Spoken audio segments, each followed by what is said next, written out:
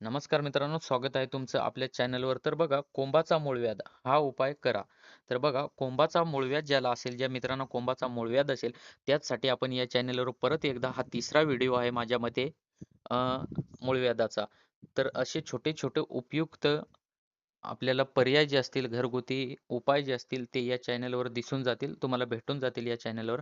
तर या चॅनलवर नवीन असाल, तर नक्की सबस्क्राईब करून ठेवा. आपल्या छोट्या-छोट्या गोष्टी ज्या घरातल्या आहेत, त्याच आपण सांगणार आहे या चॅनलवरती. डॉक्टरांचा सल्ला देखील घ्या. डॉक्टरांचा सल्ल्याने नसेल बरं वाटत, तर हे व्हिडिओ बघून आपण थोडासा घरी पण उपाय करू शकतो. त्याच्याने जर बरं वाटलं, तर आपल्या सगळ्यांच्या आनंदाची गोष्ट आहे. चला तर सुरू करू.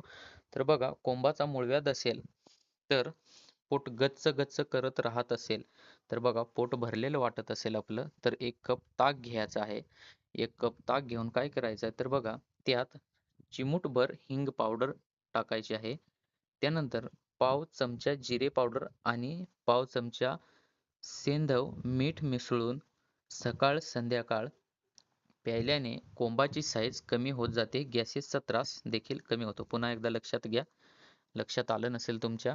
कोंबाचा मूळव्याध असेल, तर पोट गच्च-गच्च म्हणजे पोट जे आहे तुमचं असं ॲसिडिटी सारखं किंवा भरलेलं वाटत असेल त्या मूळव्याधामुळं, तर 1 कप ताक घ्यायचं आहे तुम्हाला. 1 कप ताक घेऊन त्यात जे आहे ते चिमूटभर हिंग पावडर टाकायची आहे, चिमूटभर.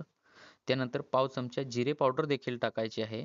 1 कपात ताक घेऊन त्यानंतर जिरे पावडर आणि पाव चमचा सेंधव मीठ टाकायचं आहे आणि ते मिसळून सकाळ संध्याकाळ प्यायल्यामुळे कोंबाची साईज कमी होत जाते. गॅसेसचा त्रास देखील तुम्हाला कमी होतो. बघा, अशा प्रकारे एकदम क्षुल्लक घरातल्या गोष्टी आहेत त्या तुम्ही करू शकता घरच्या घरी.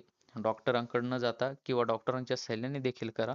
परंतु जर डॉक्टरांकडे फरक पडत नसेल किंवा तुम्हाला घरगुती उपाय म्हणून एक करून बघायचं असेल, तर हे आपल्या चॅनलवरचे व्हिडिओ बघून आपण करू शकता. अशा प्रकारे नवीन-नवीन व्हिडिओसाठी चॅनलला सबस्क्राईब करून ठेवा आणि हा जर व्हिडिओ तुम्हाला शेवटपर्यंत बघितला असेल तुम्ही, तर व्हिडिओला लाईक करा, शेअर करा आणि कमेंट्स करा. धन्यवाद.